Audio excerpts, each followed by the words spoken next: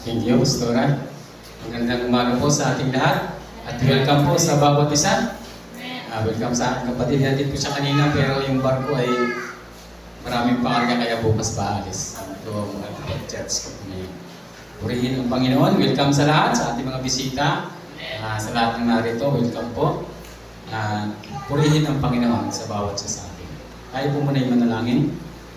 Salamat po Ama sa umaga nito, Father. Salamat Lord sa pagbibigay mo sa amin ng kalakasan. Dalangin po Ama sa umaga nito, ang mayroong mga may karamdaman, pagdaligin mo Lord, upang maging masaya Panginoon, lalatigit sa pakikinig ng iyong salita. Salamat po Ama, pagpalain ng bawat isa Panginoon, lalatigit ang iyong mga salita sa umaga nito Lord, na ito'y maunawaan namin Panginoon. Tapos Lord, bilang lingkod mo, tulungan mo ako Panginoon, ito'y maibahagi ayon lang sa iyong kalooban. Salamat po Panginoon, pamdalangin sa pangalan ng Panginoon Jesus. Amen. Thank you Lord, purihin ang Panginoon. Ating mong pag-aaralan ngayon ay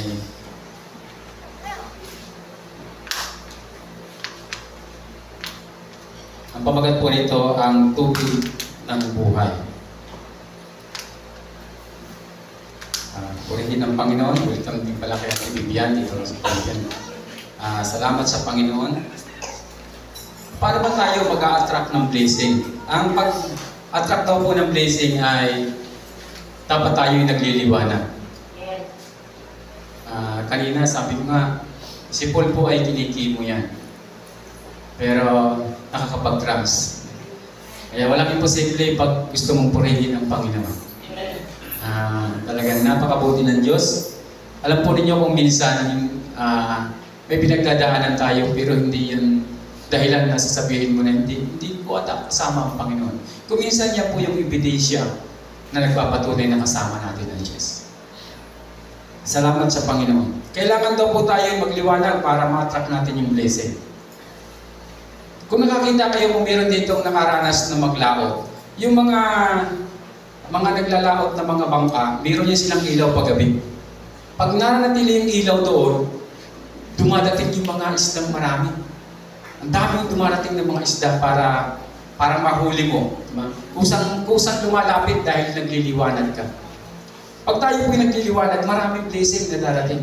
Pag nagliliwanag ka, yung blessing ang kusang lalapit sa'yo. Yung blessing ang maghahabol sa'yo. Siya yung maghahabol sa'yo, hindi ikaw ang maghahabol sa blessing. Kung saan ka pumunta, laging nandun yan sa'yo unahan. Hinahabol ka ng blessing kasi mayroong liwanag sa'yo. Lahat po ng lumalakad, pag sila ay walang ilaw, hindi sila makahuli. Pero pag sila ay mayroong ilaw, lumalapit po, dumataraw ang mga isda. Kaya sabi ko, salamat sa Panginoon. Sa kabila ng pinagdadaanan ni Paul, pero nandun yung liwanag sa buhay niya. Kaya, sabi ko nga, kahit sa kinikimo padating sa pagpupuri sa Panginoon, talagang nandun yung kanyang puso. Salamat sa Panginoon dahil alam ko isang araw gagamitin siya ng Panginoon sa napakalaking gawain at yung manangyari sa buhay niya, ito'y malaking ebidensya ng pagmamahal ng Diyos sa kanya at maraming tao mababahaginan niya nito at magkakaroon ng kaligtasan. Mayroon pong pinagdadaanan tayo, hindi po ito para sa atin. Para po ito sa iba. Kaya nga sa mga tao na nasa gitna ng karagatan, pag nagkaroon ng dilubyo na talagang napakadilim, ang hinahanap nila yung parola, yung ilaw. Dahil alam nila doon sa ilaw na yun, mayroon doong dalampasigan at pwede silang maligtas at makapagpahinga. Tayo po yung asin at ilaw ng sanlibutan. Tayo po ay isang parola sa tingin ng kapwa natin. Kaya yung lahat ng nangyayari sa atin, ito po ay para sa iba. Para pagdating ng panahon, ibabahagi natin, nangyari din sa akin yung Brad. At ang ginawa mo, lumapit sa Panginoon, nagpatuloy na naglilingkod sa Diyos at nagliwanag ang buhay ko. Kaya po tayo may pinagdaraanan, hindi po ito para sa atin, kundi ito para sa iba. Pagdating ng panahon, yung buhay mo ay isang malaking testimony na mangyayari sa buhay mo. Salamat sa Panginoon. Dapat po ma-encounter natin ang Panginoon para tayo magliwanag. Ang tubig ng buhay.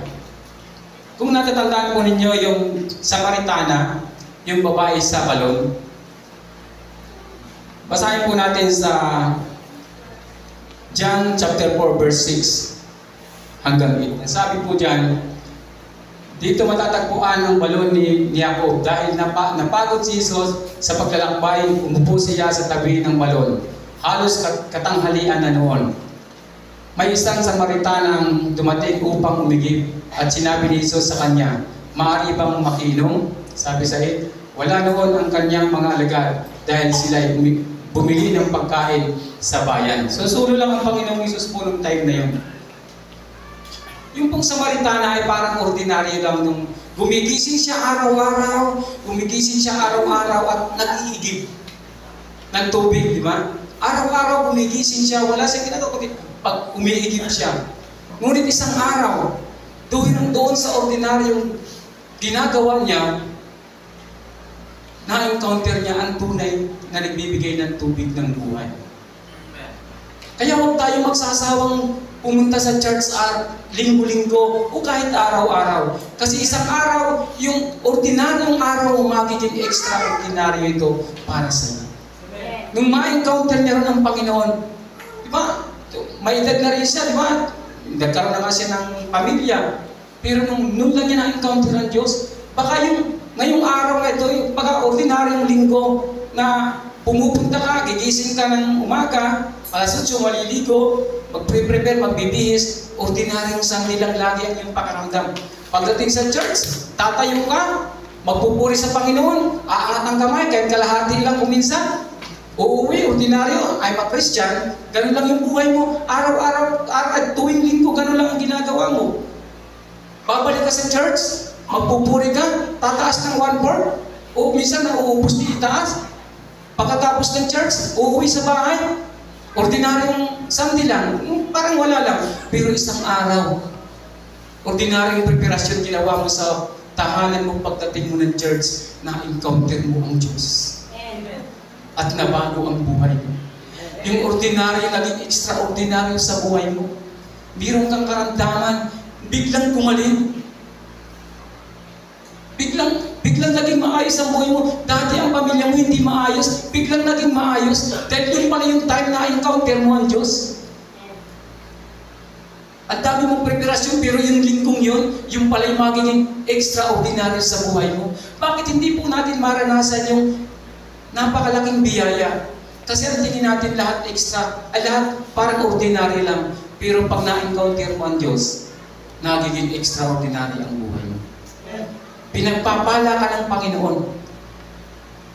Maranasan mo ito. Pag na-encounter mo ang Diyos, masasabi mo tunay ng buhay ang Panginoon. Maraming pagpapalang kayang ibigay ang Diyos sa iyo. Minsan lang ma-encounter mo ang Diyos. Kung mapapasa niyo sa Bible, merong isang area sa, hindi ko na matandaan kung anong lugar, yung basta merong isang area sa Israel na pag kumalaw yung tubig doon, kung sino ang makalapit doon una at makaligo, siya yung gumagaling. Mayroong isang tao ro na hindi siya makapunta kasi lumpos siya. Na-encounter niya ang Panginoon doon at hindi pa siya nakarating doon, pinagaling na siya ng Panginoon. Baka naman ikaw ay may mga special na gustong ibigay ang Diyos sa iyo, pero tinatamad ka na tayo. Dahil iniisip mo, ordinary lang naman ito, laging ganun. Kada Sunday, pagpunta ko sa simbahan, ganun lang naman. Pag uwi ko sa bahay, ganun pa rin. Pero huwag po kayong magsasawa. Dahil isang araw, ma-encounter mo ang Diyos. At mababago ang buhay. Ibibigay ng Diyos sa iyo. Sabi ko nga, pag maranasan mo ang kapangyarihan ng Panginoon.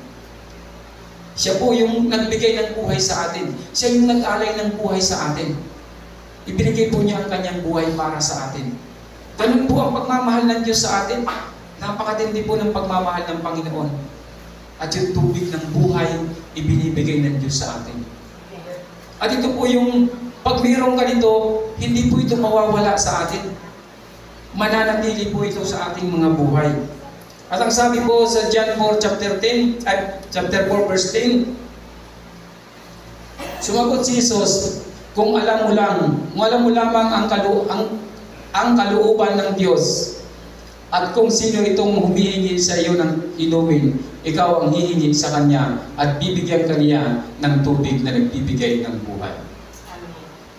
Kung minsan, meron tayong na-encounter sa buhay natin na hindi mo alam yung pala ang Panginoon ang nangungusap sa iyo.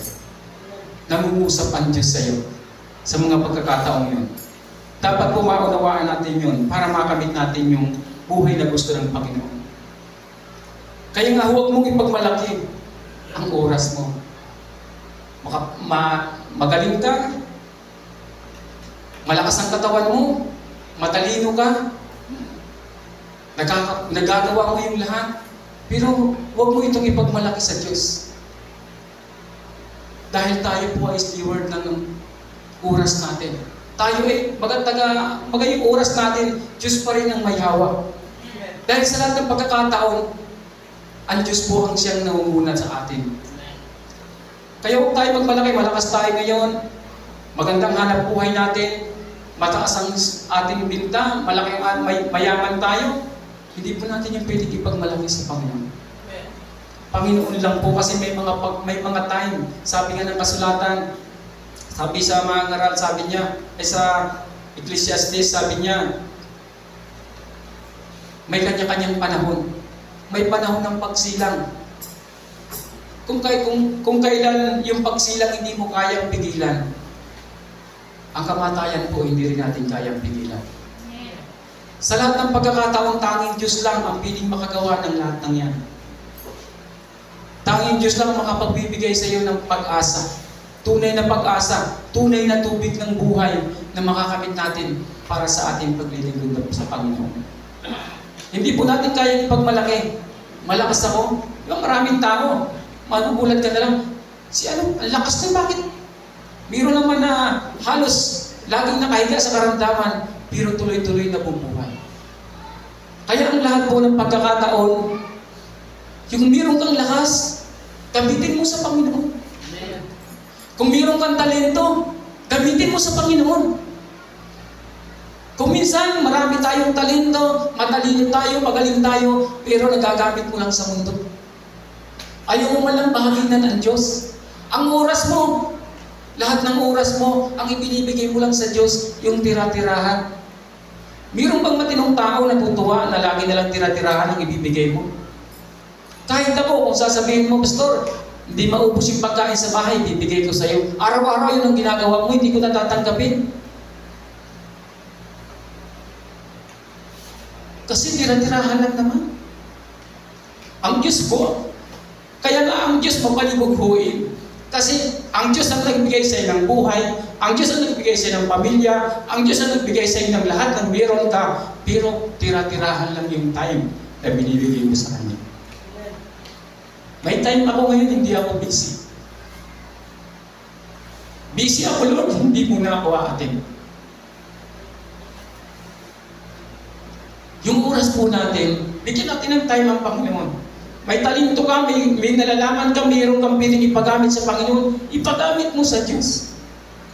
Huwag mo sabihin, saka na lang. Next month na lang. Next year na lang, Panginoon. 8,000 promises po ang binigay ng Diyos. Pero hindi pinangako ng Diyos na buhay ka pa bukas. Kaya kung mayroon kang magagawa sa Panginoon, mayroon kang talentong binigay ang Diyos sa iyo, ipagamit mo. Maglaan ka ng time sa Panginoon.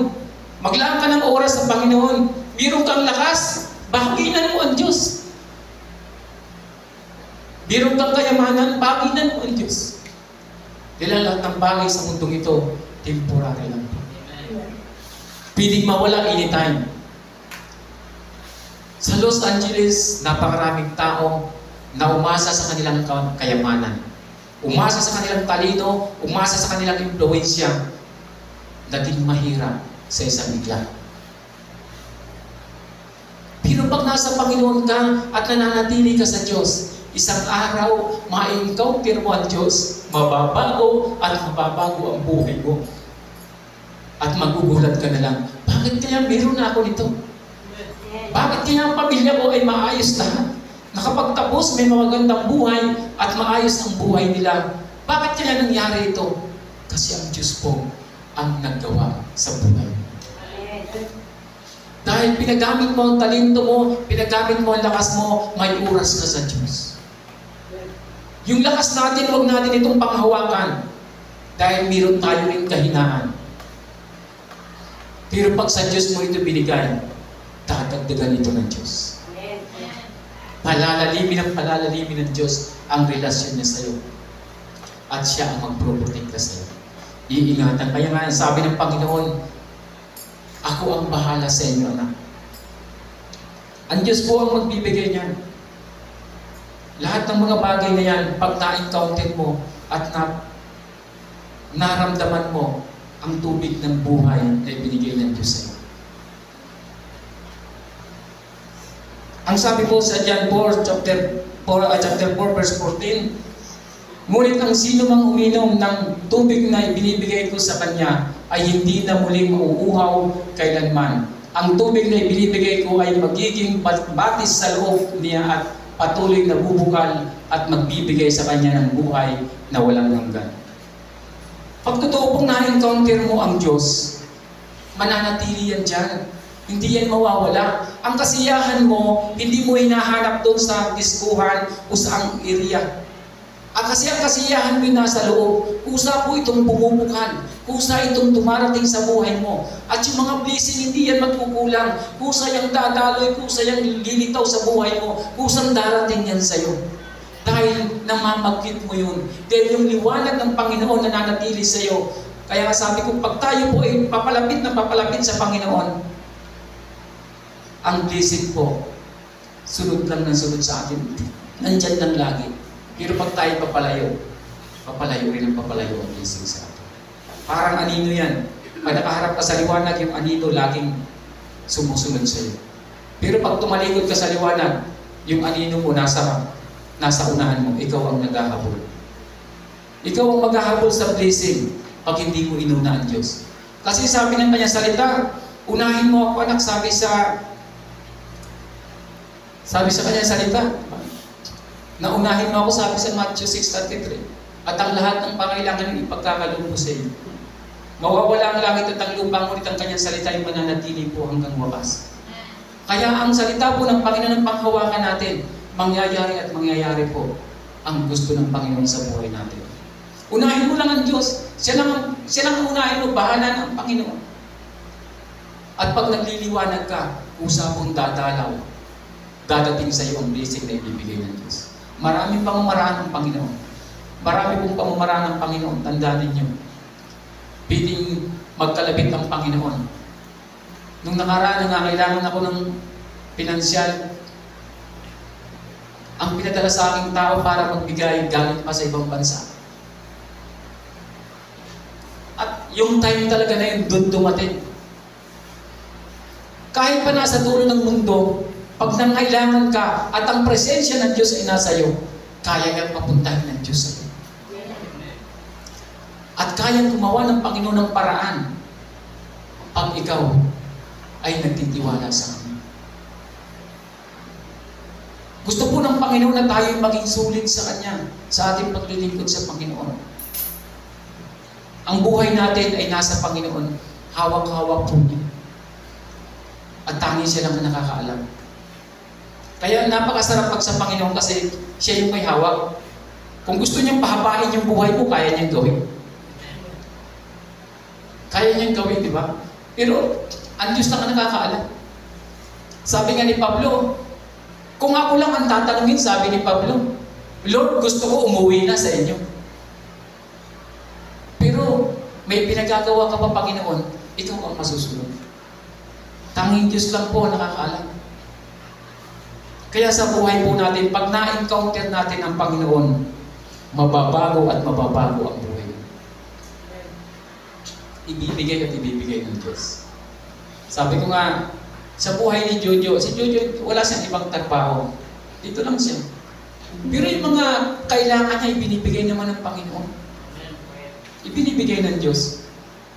Hindi po nagkukulang ang Panginoon. Lagi niyang tatandaan, na ang isda po, pag tinanggal mo sa dagat, ay hindi nabubuhay. Nakakita na ba kayo ng isda na tinanggal sa tubig na nabuhay? Di ba namamatay sila? Kasi doon yung buhay nila sa tubig. Yung puno, pag tinanggal mo yan sa lupa, mamamatay yan. Hindi yan mabubuhay. Pero yung tubig, kahit walang isda, mananatiling tubig. Pero yung isda na walang tubig, hindi mananatiling isda. Yung lupa, tanggalin mo yung kahoy, mananatiling lupa. Pero yung kahoy na tinanggal mo sa lupa, hindi mananatiling kahoy pag wala sa lupa. Mamamatay at mamamatay. Ang tao, pag natanggal mo sa Panginoon, mamamatay po tayo. Ang Diyos, kahit wala ang tao, mananatiling Diyos. Kaya hindi tayo dapat magmalaki sa Panginoon. Ang Panginoon, kahit walang tao, mananatili ang kanyang kapangyarihan. Pero tayo, pag wala ang Panginoon, hindi tayo mananatili. Kaya sabi ng Panginoon, ang tumanggap sa Kanya, kailanman ay hindi na mamamatay. Itong katawan natin, mawawala. Pero yung talagang tayo, hindi po ito mamamatay. Mananatili ito sa Panginoon. Nasa Panginoon po ang lahat. Sa mundong ito, kung palalawakin mo lang ang iyong kaisipan para sa paglilingkod sa Panginoon, nasa Diyos po ang lahat. Nasa Kanya po ang lahat. Lahat pagpapala, pangailangan mo, pamilya mo, pinansyal mo, physical mo, nasa Panginoon po talaga. Siya po ang magbibigay niyan. Hindi po magkakamali at hindi magkukulang ang Diyos. Sa Kanya pong lahat nating matatagpuan yan. Pag tayo lang po ay sincero na natandun yung ating pagtitiwala sa Panginoon. Kaya nga lagi tayong magbasa ng salita ng Panginoon. Lagi tayong manalangin na isang araw po ibibigay at ibibigay ng Diyos yan sa iyo.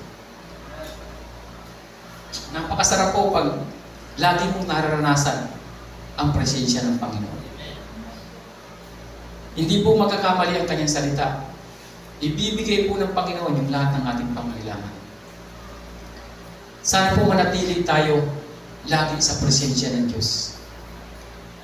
Dahil pag tayo po nanatili sa Kanya, sabi nga nung binasa ni Kuya Lito kanina, ang nananatili sa akin, ako mananatili rin sa kanila.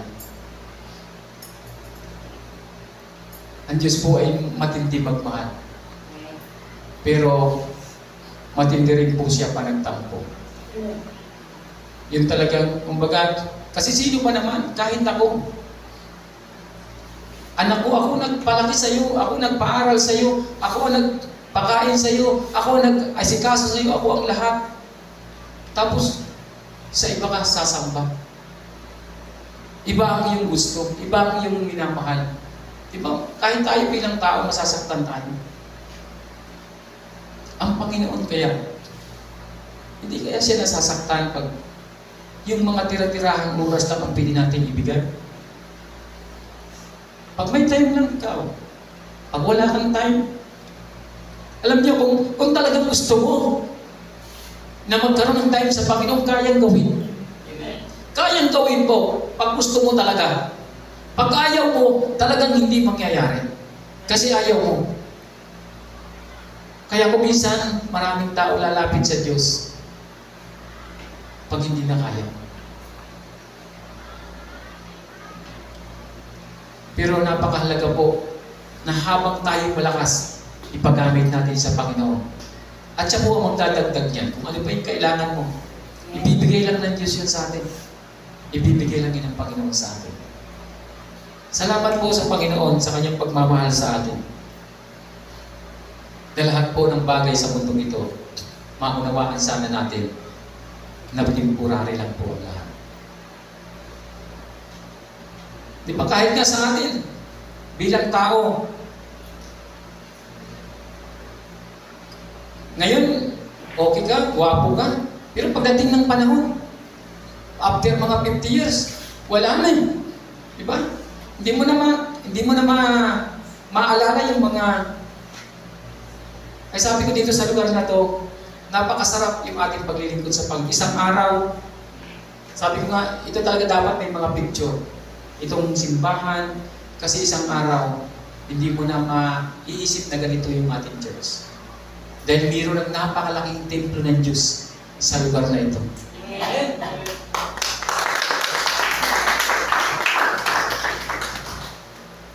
Meron ng hindi mo mabilang halos na nagpupuri sa Panginoon.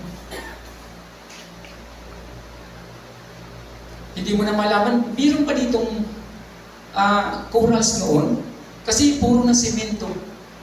Hindi na malaman na meron palang gano'n. Ay mapalad tayong nauna na subaybayan natin kung paano aangat ang gawa ng Panginoon. Pag sa Panginoon po tayo nagtiwala, ibibigay ng Diyos yan sa atin.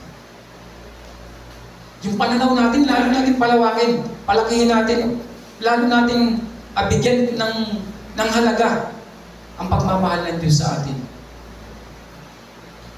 Salamat sa Panginoon na kahit wala pa tayong budget, talagang nandun yung preparasyon para sa paggagawa ng kanyang templo. Sabi ng Panginoon, darating ang araw, lahat ng tuhod ay luluhod at lahat ng labi magsasabi, siya ang Diyos. Sa lugar na ito, pupurihin ng Panginoon. Sasambahin ng Diyos. Dadakilain ng Panginoon. Sa araw-araw po natin pananalangin sa Panginoon.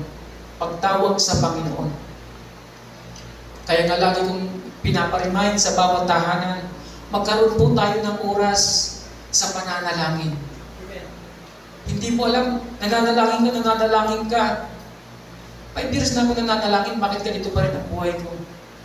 Yung pala may isang araw, special na araw na binigay ang Diyos ngayon, anak, lahat ng pinanalangin mo, sasagutin ko. Amen. Ay kung tumigil ka na, naka 100 days ka na o 1,000 days na pananalangin, wala pa rin. Yung pala yung 1,001, doon tatanggapin yung pinapanalangin mo. Doon mo pala tatanggapin. Ngayon ay pag 1,000, tumigil ka na. Sayang, nasayang yung pinaghirapan mo 1,000 days kang nananalangin. Yung pala pag 1,001, doon ibibigay ng Diyos. Sayang, di ba? Sana tibayan natin yung paghawak natin sa Panginoon. Tibayan natin. Talagang bigyan natin ng diin na yung pananampalataya natin sa Panginoon, hindi natin bibitawan. Amen. Kung minsan pag may pagsubok, doon tayo nanghihina. Dahil tao tayo. Pero alam po ninyo, kung minsan sa kabila ng mga pagsubok, yun yung isang ebidensya na kasama mo ang Diyos. Amen. Kasi alam mo bakit? Pag mayroong ganun, saka ka dumudulog, lumalapit sa Panginoon ng 100% mula sa puso ang pagtawag mo sa Diyos. Doon mo lang nararanasan, nakakangat yung kamay mo ng sagad. Pero pag wala kang naramdaman, yung angat mo, kalahati lang. Nagpupuri ka, ganun lang. Puri, ganun ka lang magpuri. Pero pag may naramdaman ka, ganun yung pagpuri mo kasi gustong-gusto mo. Yun yung nararamdaman ng Diyos, kitang-kita ng Panginoon, galing sa puso ang pagpupuri mo. Ordinaryong araw po, nabitin extraordinary. Pag tayo po'y nagpapatuloy sa Panginoon. Sabi ko nga nung nakaraan, maunawaan ng Diyos na ikaw ay nangihina, maunawaan ng Diyos na ikaw ay, kumbaga, minsan ay nagpapahinga, pero hindi na maunawaan ng Panginoon pag ikaw ay titigil. Magpatuloy po tayo para maranasan natin. Kung tumigil yung babae sa pag-igib, ma-encounter kaya niya ang Diyos? Yung pala dun sa balon, may mga bagay po, may mga ginagawa ang Diyos na hindi mo alam na dun pala sa lugar na yun, dun pala yung oras pala na yung ma-encounter mo ang Panginoon. Hindi natin alam kung ilan sa atin ang nagkaroon ng kasagutan sa lahat ng ating pinapanalangin. Hindi mo alam. Ngayon ka lang dumating, pero yung palang prayer mo, sinagot ng Diyos sa oras na ito. Ngayon pala na-encounter mo ang Panginoon. At ilang araw mapapansin mo, bakit kaya? Ang dami na ng binta ng aking tindahan. Bakit kaya yung mga transaksyon ko, nagkakaroon na ng katuparan? Bakit kaya mahal na ako ng misis ko ngayon? Diba? Yung pala na-encounter na niya ang Diyos. Ay kung hindi siya nag-attend ngayon, sayang po yung mga pagkakataon. Huwag natin sayangin. Kaya nga pag may mga bata na maliliit, huwag mong sayangin yung pagkakataon, makipag-ulitan ka sa kanila. Kasi isang araw, hindi na siya isasama. Kaya nga si Prince, nung bata pa yan, Lagi yan sa akin dumidikit, laging sumasama. Ngayon, minsan sabihin ko, pre, sama ka. May ano na ako pa, may gagawin ako. Diba? Sayang eh. Kaya dapat yung mga anak mo, pag umahabol sa'yo, nagpapakulit. Matuwa ka. Kasi sumisiksik pa sa'yo yan pag malaki na yan. Pag inaya mo yan, sabihin ka, may lakad din ako pa eh. May sarili akong lakad. Diba? Sayang eh. Kaya ako, yung mga apo ko, kahit makulit. Kaya tandaan niyo, hindi ako nagbabawal ng bata dito. Kahit makulit yan, loves yan ng Diyos. Kasi isang araw, sayang hindi ko naranasan yung kakulitan ng aking apo. Sayang hindi ko man lang nagawa sa kanya. Pag minsan magmakulit, galit ka pa. Gusto mo laging paluin, gusto mo maging tulad mo yung bata. Bata yun, hindi natin tulad yun. Gusto mo pag sinabi mong tigil, nakatigil lang. Hindi sila piling tulad sa atin. Bata sila eh. Dapat ma-enjoy nila ang pagkabata nila. Kaya ako kahit tulog, bigla akong sinasampal sa mukha ko ng bata, okay lang sa akin eh. Kasi pagtanda niya, hindi ka nasasampalin. Kahit sabihin mo, sampalin mo nga ako. Hindi ka niyan sasampalin. Kaya po ang Diyos, sabi ng Panginoon, malimang kayo maging bata, hindi kayo makakapasok sa aming gari. Dapat po, yung isip natin sa paglilingkod sa Panginoon tulad ng bata. Alam po ang bata, lagi nakadepende sa Ama. Sana po ganun tayo. Nakadepende tayo lagi sa Diyos. Amen. Nakadepende tayo lagi sa Panginoon. Kahit makulit ka, mahal ka ng Diyos. Kahit nagkasala ka, mahal ka ng Diyos. Kahit hindi mo nagawa yung pinagagawa niya, mahal ka ng Diyos. Dahil nauunawaan tayo ng Panginoon. Nauunawaan tayo ng Diyos. Kaya ako napakasaya. Nakikita ko ang daming bata at mayroon pa na darating. Diba?